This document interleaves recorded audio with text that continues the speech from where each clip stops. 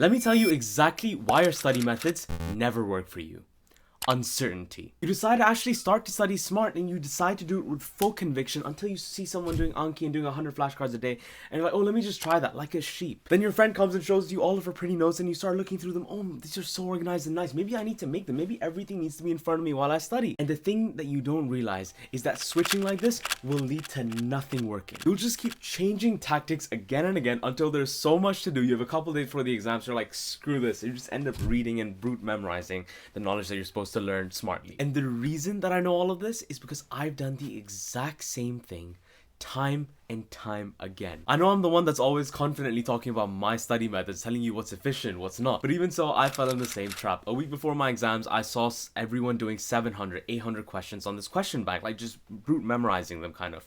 And I was like, maybe I need to actually start bashing through these questions as well. Maybe there's too much to cover. Maybe there's just not enough time for me to study as deeply as I usually do. And I let the uncertainty there, the comparison, I let it get to me and I switched tactics completely and started doing hundreds and hundreds of questions a day. And why? It's because even at my stage, I let those doubts come in. I let everyone else's opinions about the exam supersede my own thoughts and my own tactics. Now, this is what I should have done the second I had doubts about my method, the way I'm learning knowledge, all of it. Because having doubts is completely natural. That's not the issue. What I should have done is sit back and ask myself, what is the fear here? Why do you think this will not work? There's too much to do. There's all of this other stuff that I want to do as well to make my knowledge even better. I want to learn in this way and that way. There's not much time. There's only a week left. I don't know if my system can accomplish it.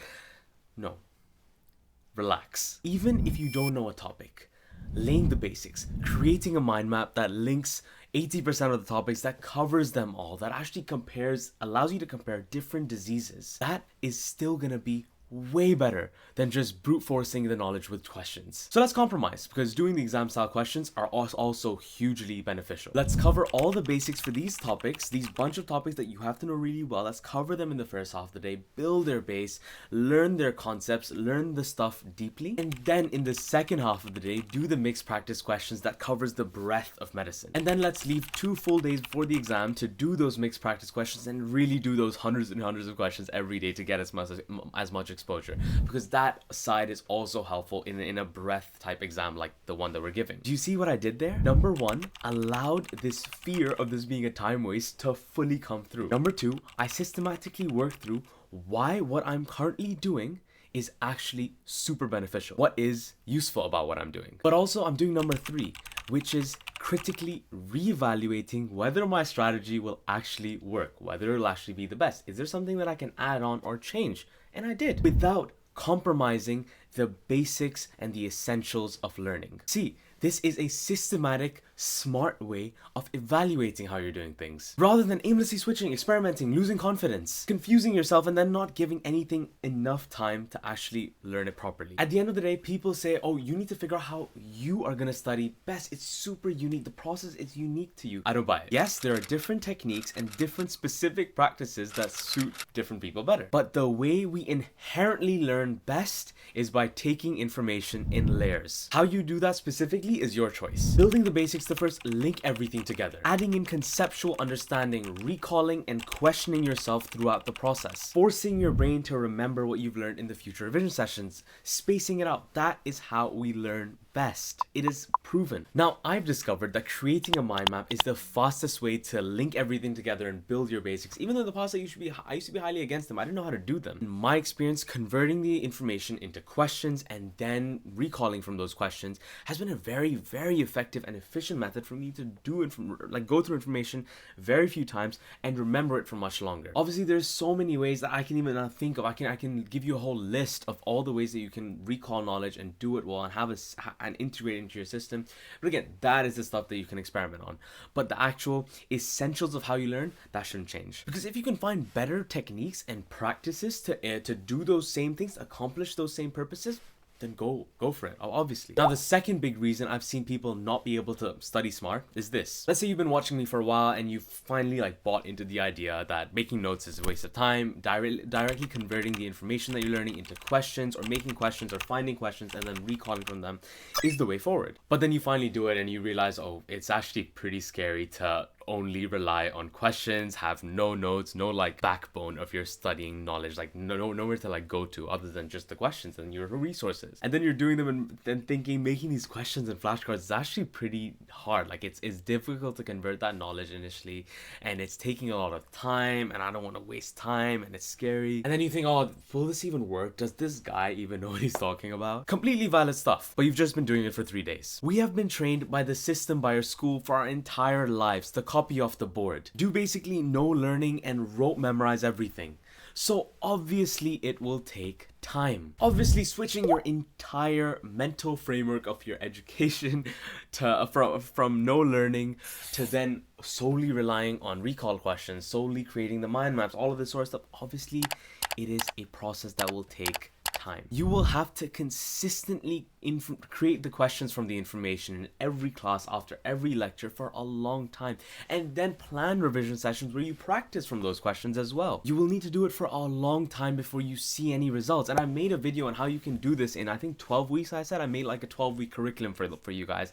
Let me link it up right here. But from my experience, completely switching and completely relying on the recall questions, stopping the whole note-taking thing from lectures and everything, it took me months to transition into that. It took me a long time to get the hang of it. But I stuck it through. I consistently did it for all my modules, for all my topics, for a whole semester. Only gradually was I able to see all the time that I had saved. It wasn't just a 3-day event where everything changed quickly in like a speed of light moment. It was a long process of struggling to create the questions, improving the questions, actively recalling from the questions, day in, day out. So having patience here, doing it consistently, that is the second key. And the third reason you're failing to do well despite putting crazy amounts of time in your studying is the disregard you have for the rest of your life. It's like you have two people in your mind. One is the logical, smart guy that is telling you, I know you're super busy.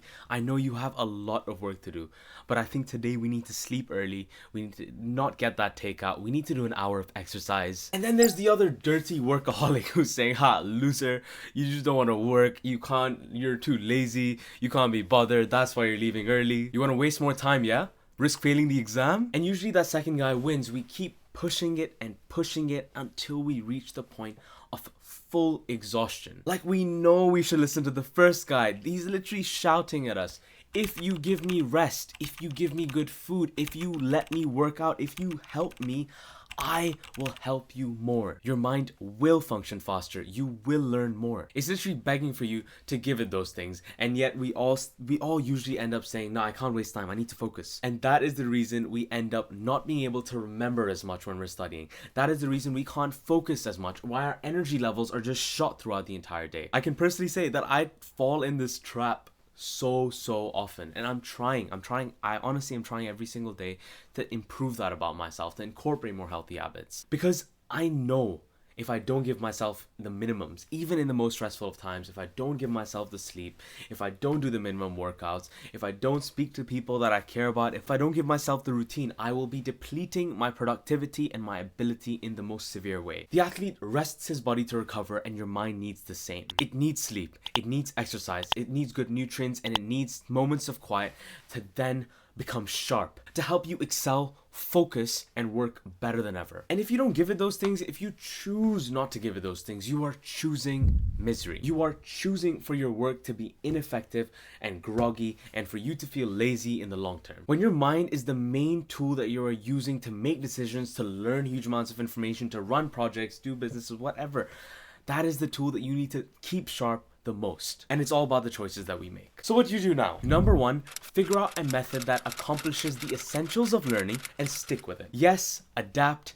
and critically evaluate the way you're doing things again and again throughout your process, but don't switch methods completely. Have trust in it, because the switching stuff is always going to let you down. Second, have patience and trust in your learning process. As long as it involves building a strong base, recalling knowledge, and then learning deeply. As long as it's efficient for you, then give it time. Learning is a skill. And thirdly, stop ignoring the minimums. And even in the most stressful times of your life, be that guy who is doing everything, studying a crazy amount, running projects, running businesses, all of it, working out, spending time with family, eating healthy, sleeping well, not giving into his addictions. It is all doable. And all you need to do is start with incorporating one of those healthy habits in your daily routine right now and sticking to that routine. And you will see the positive snowballing effect, the positive domino effect of all of it. Anyways, if you're interested in the study techniques that I specifically mentioned, the mind maps, the recalling questions, I've done those lives. I'll link them here. I'll link some other videos to help with that process, help you figure out your study method as well. I'll link those here and how to learn smart. Go through those videos if you're interested. Please leave a like, spam the comments, help me out with the algorithm, check my Insta out, do all the usual stuff, support the channel, and I will see you in the next one.